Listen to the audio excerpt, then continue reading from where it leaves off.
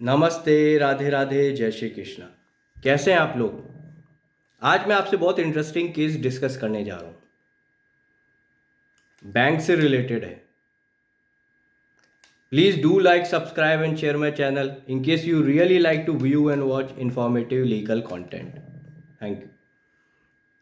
अब आपको केस के फैक्ट्स पता। तो इस केस में क्या हुआ, एक ये व्यक्ति है जो कि हमारी सबकी तरह बैंक गए मनी डिपॉजिट कराने। उनको डिपॉजिट कराना था 76,000 रुपीज़।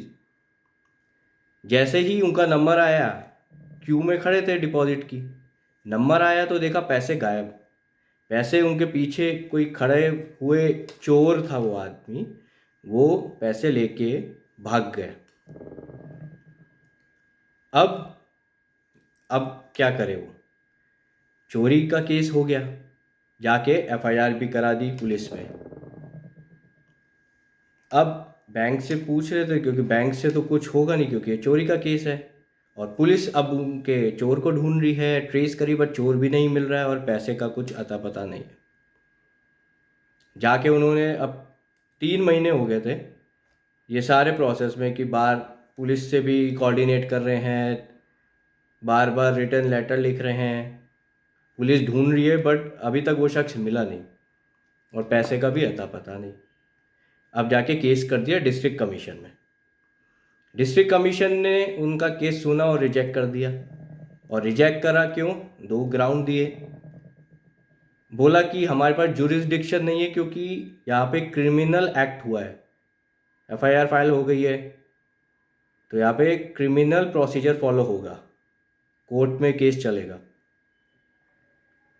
और बोला कि ये जो रॉबरी हुई है ये बैंक के बाहर हुई है, अंदर नहीं हुई है, तो डिसमिस कर दिया।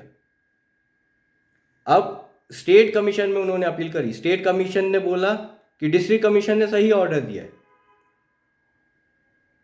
अब उन व्यक्ति ने जाके नेशनल कमीशन में अपील कर दी।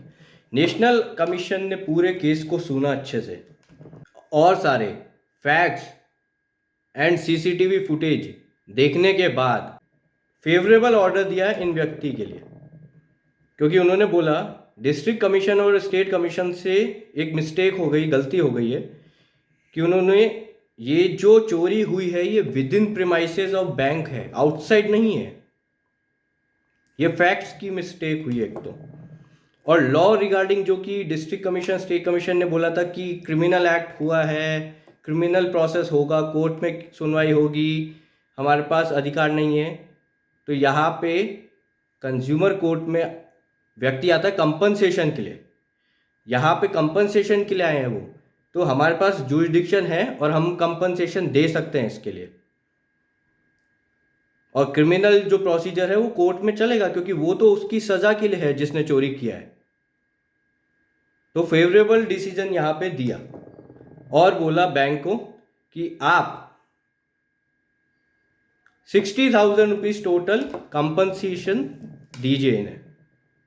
और ये बताया बैंक को, क्योंकि बैंक तो बोला कि सर हमारी ड्यूटी नहीं है, हम सबको एक एक पर्सन को सिक्योरिटी नहीं दे सकते बैंक में।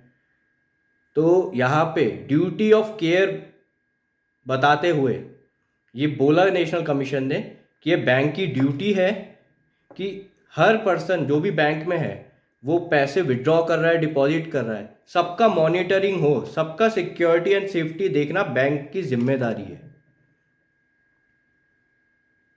तो आपको ये जान के कैसा लगा? क्योंकि हमने कभी ऐसा ये सोचा नहीं, पर ऐसा किसी के साथ भी हो सकता है।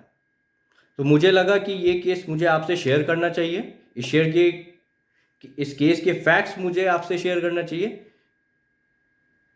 ताकि आप सावधान रहे, सतर्क रहे।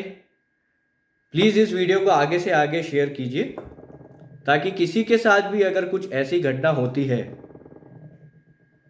तो वो, उसे अगला प्रोसेस क्या करना है उन्हें ये पता हो कि कंपनसेशन कंज्यूमर फोरम में मिल सकता है, और जो सज़ा है जो जिसने चोरी करी है वो क्रिमिनल केस है। ये दोनों चीज़ें हो सकती है।